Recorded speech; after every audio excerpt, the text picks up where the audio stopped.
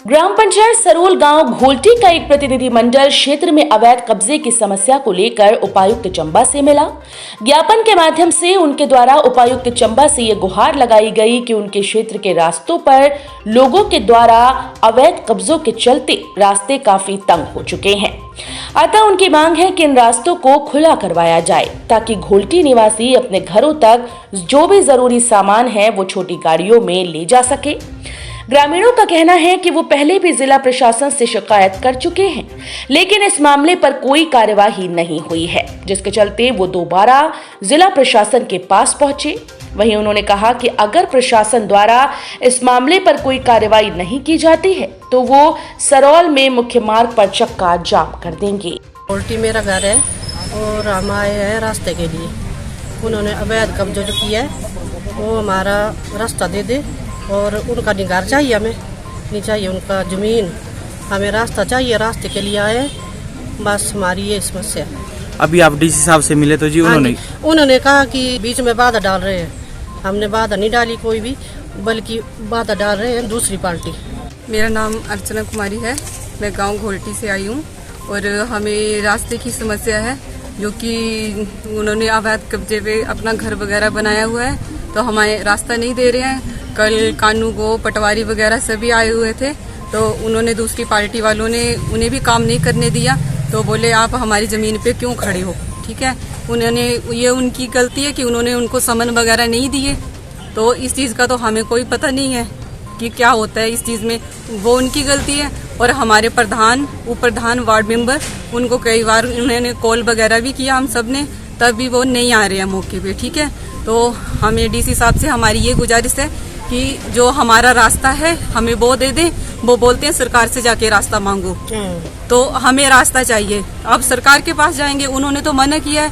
हमारे घर के बुजुर्ग बीमार होते हैं तो हमें कुर्सी पे बिठा के लेने पड़ते हैं। ठीक है, बाइक तक भी सही से घर नहीं पहुंचती है हमारी, तो हमें बता देना। अगर वो उनकी प्रॉपर्टी है तो ठीक है, वो भी बता दे। अगर नहीं, अगर वो सरकार की है तो वो हमें रास्ता दे, अगर वो उनकी है तो तब भी बता दे। हमारा रास्ता कहाँ पे है वो बताए। हमारे बुजुर्ग कई बार से थोड़ी आए हैं, वो भी यहीं के रहने वाले हैं ना। वो बोलते हैं हमारे दादा परदादा, तो हमारे परदादा कहाँ से आए हुए हैं? हमारे बुजुर्ग भी तो यहीं के हैं। उनके छोटे छोटे बच्चे आके धमकाते हैं कि ये हमारे बुजुर्गों की जगह है, ये है वो, तो हमारी कहाँ पे है? हम कहाँ के रहने वाले हैं? हमें बताए ना। हर कोई मुंह फेर रहा है, पंचायत वाले भी हमारी हेल्प नहीं कर रहे हैं। कितने चक्कर लगा रहे हैं, प्रधान, उपप्रधान, वार्ड मेंबर तक भी कल किसी ने शकल नहीं दिखाई आके, तो हम कहाँ जाएंगे? सब मिले हुए हैं, कोई भी काम नहीं कर रहा है हमारा। इसीलिए हम दूसरी बार डीसी साहब के पास आए हैं। ठीक है, कल ये जो कुछ हुआ, काम कर रहे थे वो नीचे से आके उन्होंने बोला कि आपने समन नहीं दिए, ये नहीं किया, वो नहीं किया। तो उनको पता था ना कि समन दे के आना चाहिए था। वो बिना अपने जो कार्रवाई है वो उसके बिना क्यों आए? फिर इतने लोगों को जमीन से निकाल के बाहर कर दिया, वो उनका कोई मतलब बनता था? हम खाली जमीन पे खड़े थे ना, उनकी जमीन खा थोड़ी छोड़ी हम लोगों ने। अब उनको भी पता होना चाहिए ये उनकी है, ये हमारी है। उनको काम करने देना चाहिए था, तहसीलदार साहब को काम करने देना चाहिए, कानून को, पटवारी जी को। हम भी तो शांति से खड़े थे, 100 लोग, तो वो 2 आदमी वो भी शांति से खड़े रह सकते थे। इस रास्ते से कितने लोगों को परेशानी है? कम से कम 100-150 गाँव में ऊपर। ठीक है, किसी डिलीवरी होती है, सजेरियन होता है, तब भी उसको चेयर कुर्सी पे उठा के लेना पड़ता है। क्या हम पूरी जिंदगी ऐसे ही रहेंगे? हमने आगे अपने बच्चों का भविष्य भी देखना है। हमने जिंदगी भर उनके तलबे नहीं चाटने हैं। गवर्नमेंट का रास्ता तो देना हमें, अगर उनका है तो वो भी बता दें हमें।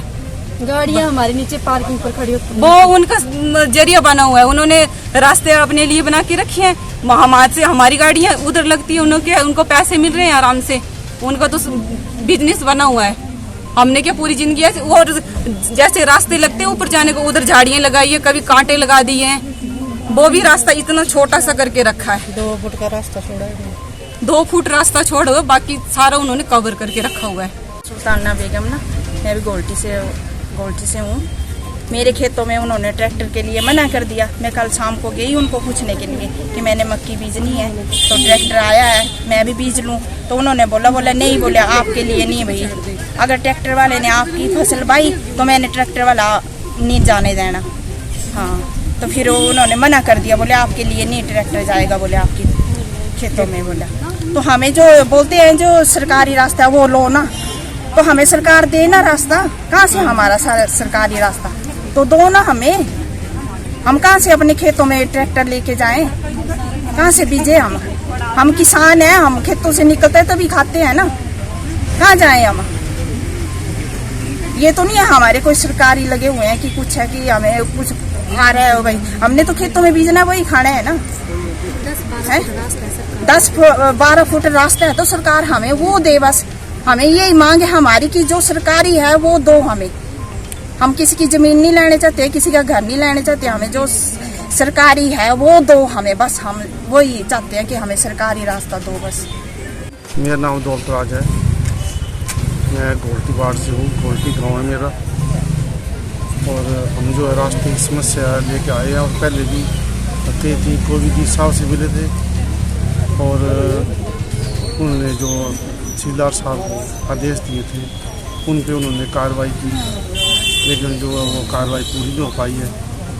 अब ये वो जाने की कुछ वजह से, लेकिन जो हमने देखा वहाँ मौके पर वो कह रहे कि भाई हमें समझ नहीं दिए इन्होंने और हमें इन्फॉर्मेशन नहीं दी।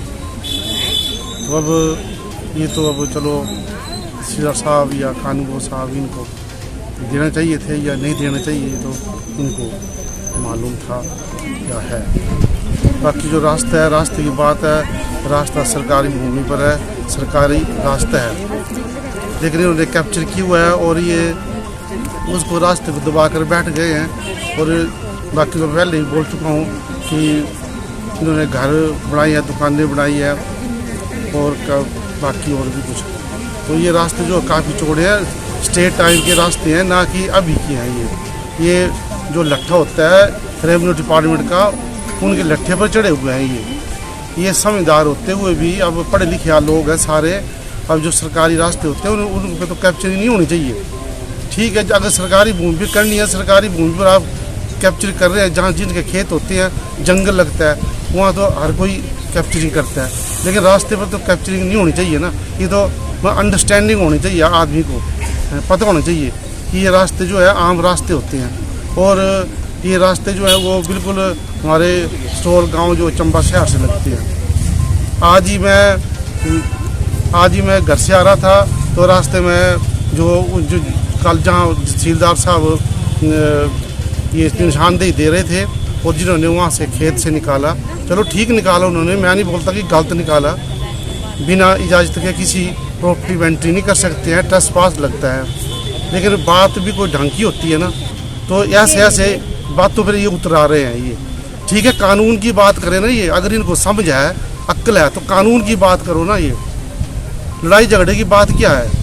कानून से लड़ो। हमारी लड़ाई इनसे थोड़ी है, हमारी किसी से लड़ाई नहीं है ना, हमारी लड़ाई किसी जिम्मेदार से नहीं है, हमारी लड़ाई है सरकार से कि सरकार हमें रास्ता दे।